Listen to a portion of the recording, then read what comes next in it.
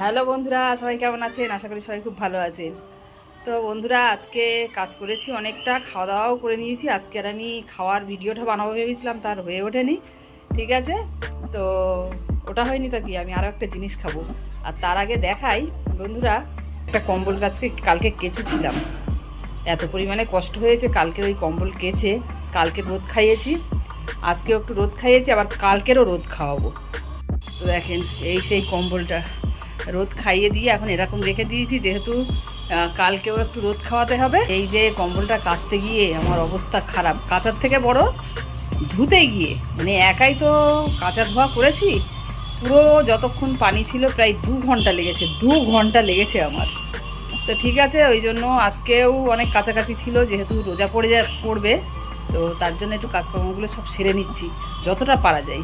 তো খাওয়া দাওয়া করে নিয়েছি, তো চলুন এখন একটা জিনিস খাই, চলুন।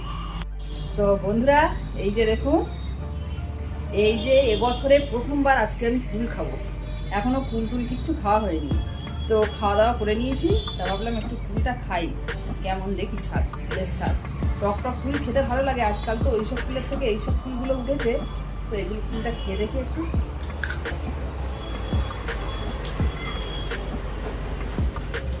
খুব মিষ্টি বলেছিল যে নিয়ে যা,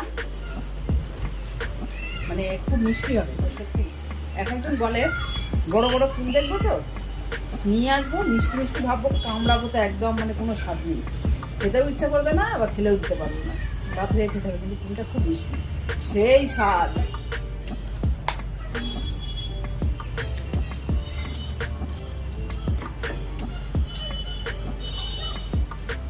এখন ফুলগুলো এবার আস্তে আস্তে খাই, তারপর আবার